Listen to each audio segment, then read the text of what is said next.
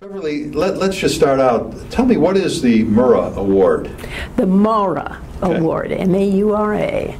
That's an award to women of achievement who have concentrated their efforts on helping women. And you received that award this year? Yes. It's an award that's given out every year, but it's really, let's say, the ultimate in women's achievement in the community. So did you know you were going to receive the award, or what was it like when you got that phone call? Well, most of my friends have gotten it, and it's, as I say, it's the ultimate. But when they called, I demurred. I said, no, I thank you very much. I had just received the Peacemakers Award, and I had given a 15-minute speech, and I said, you know, I've said everything I have to say. And I said, I thank you very, very much, and I'm honored, but thank you, no. She said, would you like to know how many people, or the people who nominated you? And I said, well, you can tell me that. And when she started making the list, I began to feel that I owed them. Now, what was it? What was the work? What is the work that you do on a regular basis that you were able to receive this honor? 40 years of working in the community, whether it's on the side of Jewish issues. I was, past president of Jewish Family Service, served on the board of Temple, president of Women's Council. In all of these, we're trying to make life better for women and children. And this gives you great joy, I take. Absolutely. I've worked in transportation. I helped really define the DART handy rides when DART was going to have to serve the women and disabled. And they were trying to set up a program, and it was so abominable. And I got myself involved in it. I said, it's not fair. You're not abiding by the ADA. And I said, we're going to have to do a better job. They were new at it, but I had some experience myself, not in transportation, but in working with women and the disabled. I debated with them. I went to the board meetings, and I spoke frequently before the board with issues.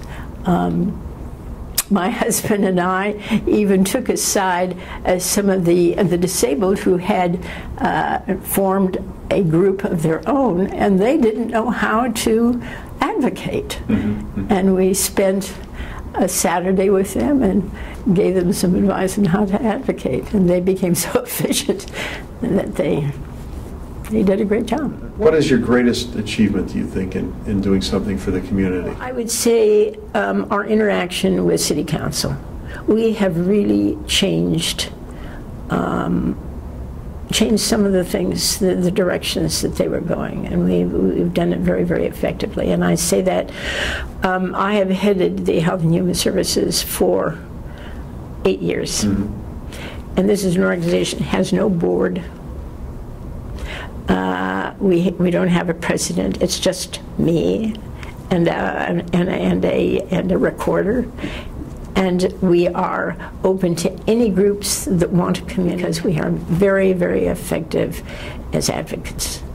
And we go to city council every single year. We study the budget, and we single out those items that affect seniors, the disabled, the low income, health care, and then we fight like hell for every one of those things. They had a council there that they paid for, and they were not, and that was supposed to be for seniors and for taking care of seniors, and it was not effective, and so they got it off their budget. We picked up that strain, and that's what we do.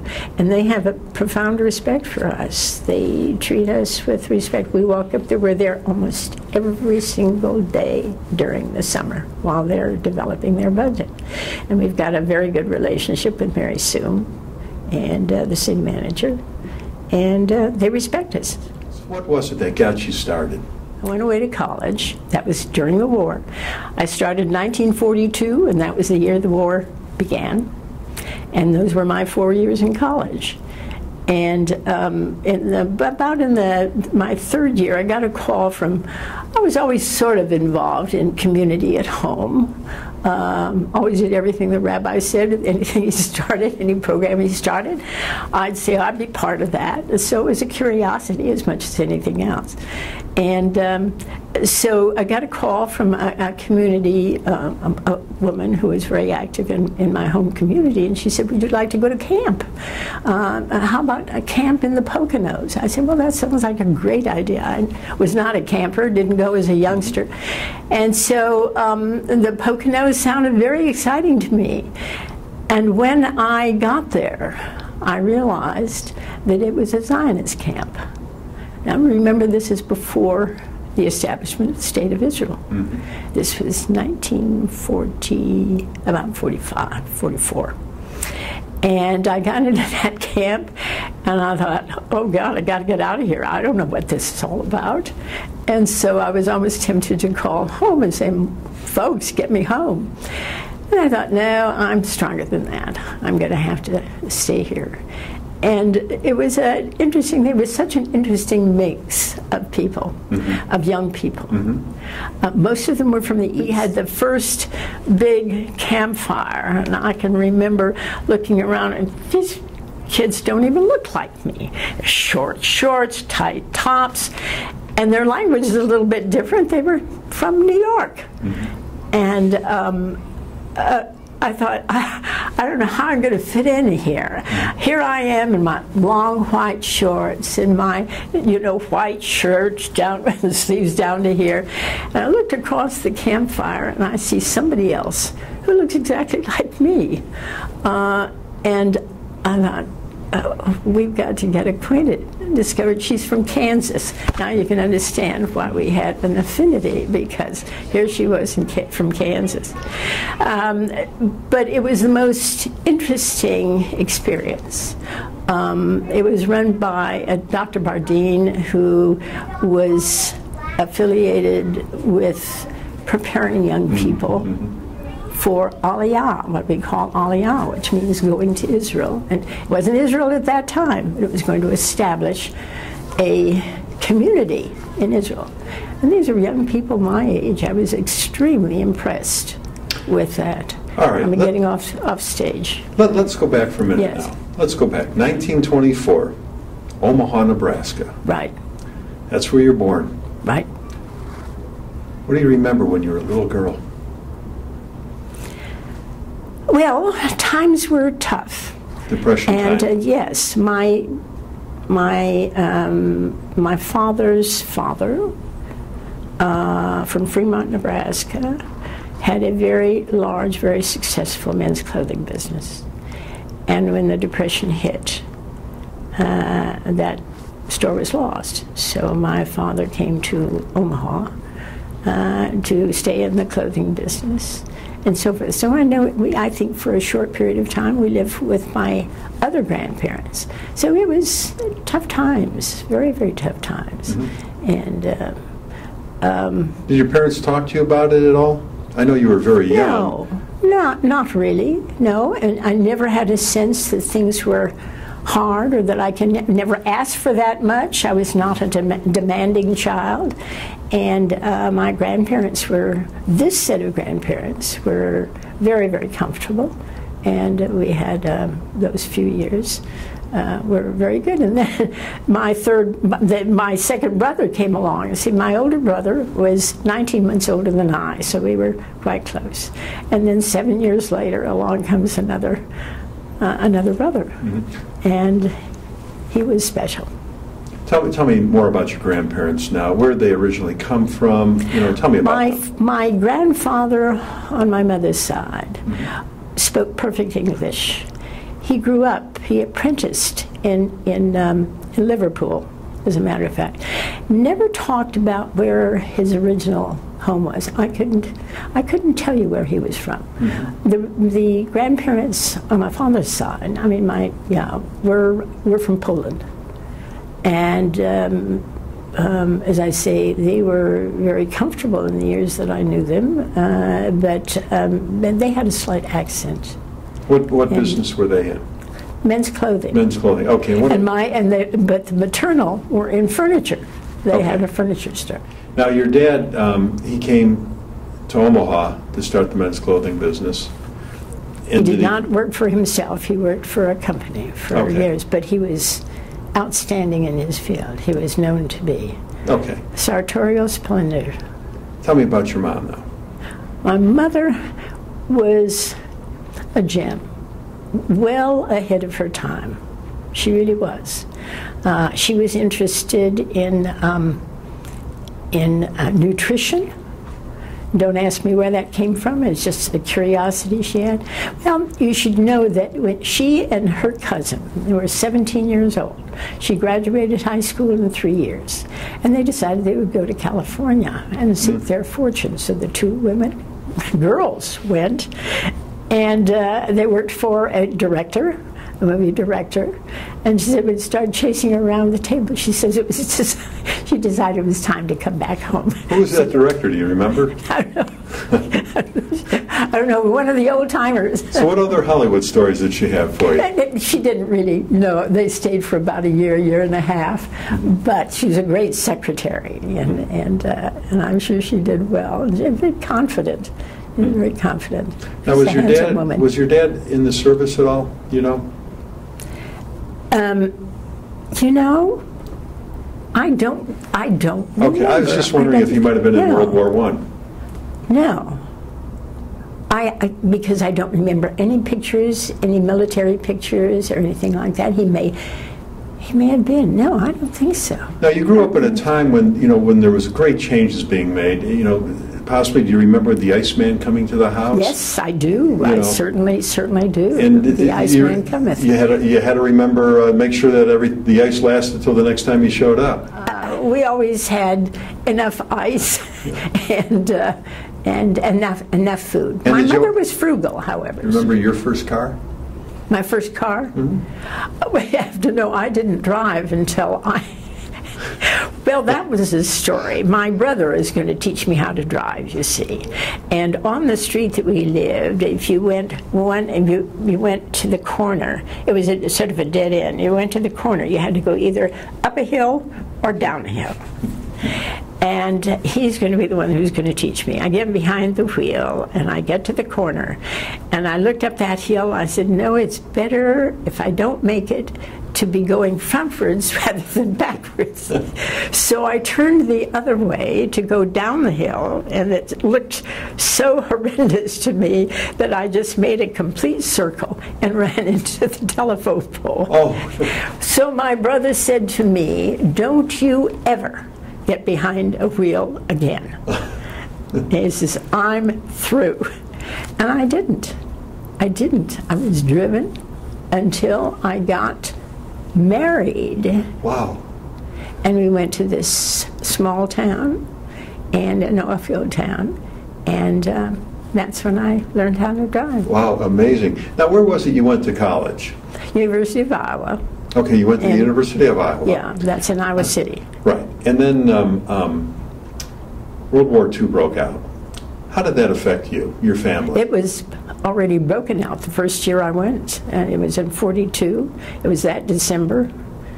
And my older brother went to, loved planes, absolutely obsessed with planes, made model airplanes. We had them hanging all over the house.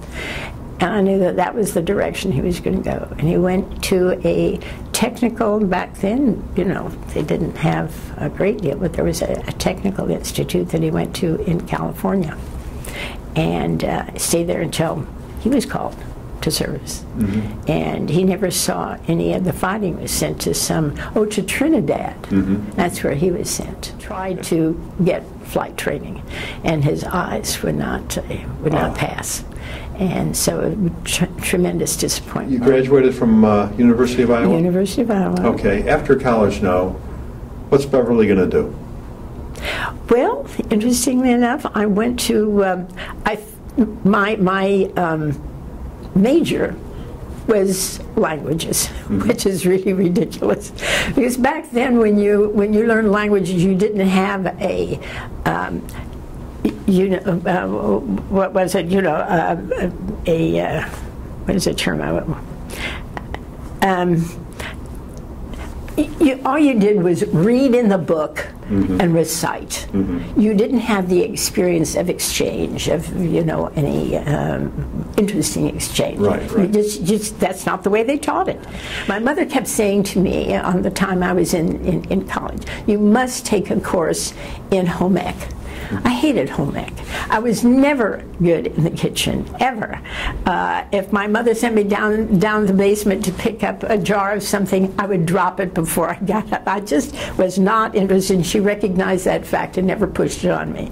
But she kept saying, before you get out of college, take home ec course. So I signed up, got the book, had one class, and then the boys started coming back from ASTP, and they were looking for students who would be advanced enough in languages to teach a freshman Spanish course. And first I signed up, but of course I had to get rid of a course, and the first course I got rid of was home ec. So I didn't, that's what I did 1 year. It was a very interesting experience. Now, where did you meet your first husband? He was a hometown boy, and that was one of those things that, each of us was thought of in a very special way. The community would say, "Oh, this is a marriage made in heaven." Well, it didn't end up quite that way. Now, when did you guys get married? When did we get married? I think it was 1948. He had just bought into a pipe and supply business in a small oil field town called Drumright, Oklahoma. That was an experience in itself. And he had to travel a lot. And sometimes I went with him, and sometimes I didn't. But it was a godforsaken place. It was an oil field town. Now you had 2 children together. And that marriage ended in a divorce. Yes. How did you get to Dallas, Texas? Well, I had been divorced for 2 years and not the least bit interested in getting married again. I had the 2 girls, and I was teaching at that time. And where was this? Where were you teaching? This was in Tulsa. Okay, now you're in Tulsa. Okay. Yes, we moved from the oil field town to Tulsa. We were still married then. We were very involved in the young Jewish community until my husband's bipolar situation became acute, and then he was not able to function. It was beginning to be a reality to me that I was going to have to be prepared to assume financial. My family wanted me to give it up, but I was one of those who said, "You made your bed, you lie in it," and so I just was trying to think of ways that we could maintain a household. We had a very nice home, and of course we began to drop out of all kind of social things that we were involved in before, and I went back to school and got another degree,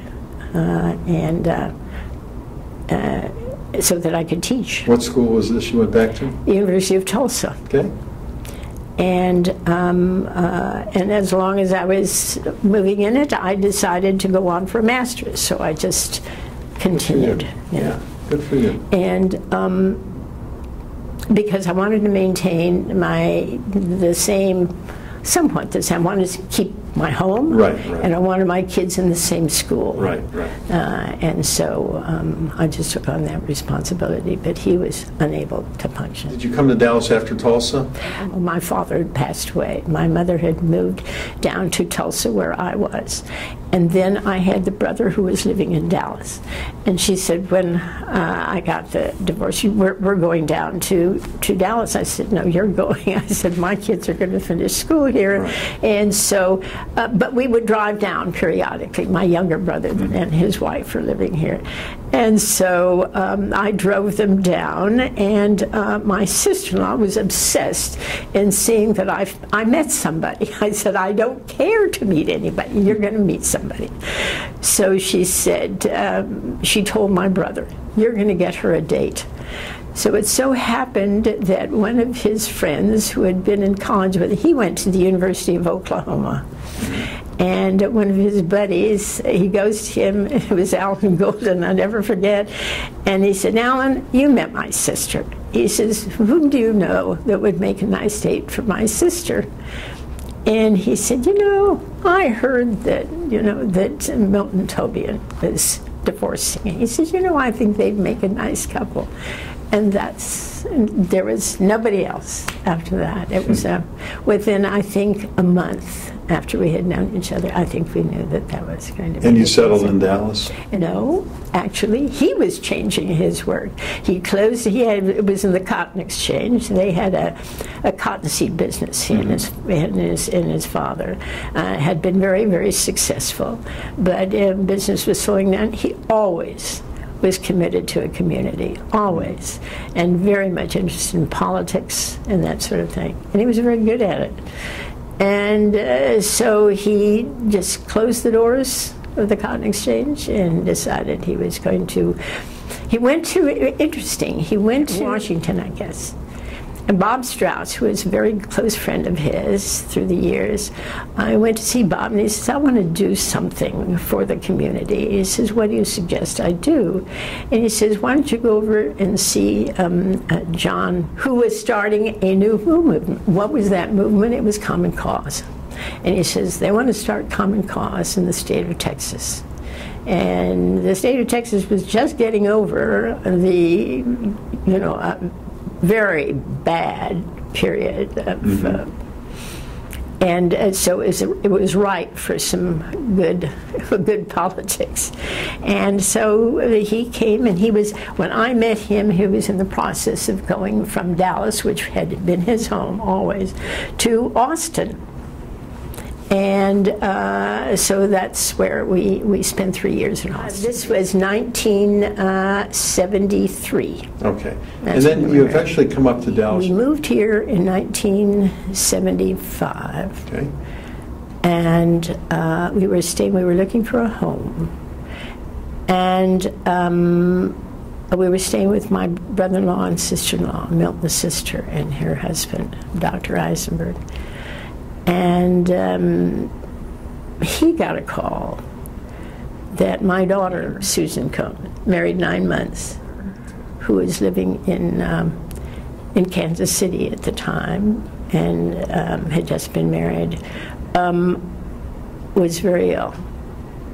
And it didn't tell me any details, but my husband and I were told we'd better get on a plane. Of course, I thought both girls had asthma, terrible asthma, and it was this eldest one who had it the worst. And by the time I got up there, she had. Sorry. But we went and looked for a house. We found a house, and I said, let's just move in. I'm going to work. Well, I'd never had any work experience here in Dallas, and it was starting out fresh. It was not easy. After all, I taught school. I was not interested in going back into the school system here, and but I found a job at an advertising agency, the Bloom Advertising Agency, and I stayed there for 9 years. So in that period of time, I really, Milton did most of the politicking, and I would just dabble. And, if something interested me, I would. But then I became very active in Jewish Family Service. Right. And there I really became involved and learned more about the community and so forth, and worked my way up through the agency until I became its chairman of the board. And it was at that year that they changed the head of their organization. So Michael, came here. You were also involved with Temple Emmanuel? Yes, of course, Milton and his father were instrumental in the building of that building. Mm-hmm. And so the family was really deeply connected with Temple Emmanuel. Headed the Social Action Committee, which is very, very active. And that was, some of the things that we did in the community, in the broader community. But I became really interested in the broader community. It wasn't enough to do Jewish work. Right. We wanted to make a difference in the community. Now, in your lifetime, you've lived through so many momentous occasions, some good, some not so good. Of course, grew up in the Depression time. Did. Lived through World War II, the other wars, obviously. We had the tragedy of 9/11. Something good, the moon landing in '69, President Kennedy assassinated here in Dallas. Did something on the national scene really affect you and your family? Well, we've always been interested in politics. Milton ran for city council, unsuccessfully, and I did not feel that there was a place for me in politics per se. I became interested in city council, and became attached to several women's organizations that were involved with that.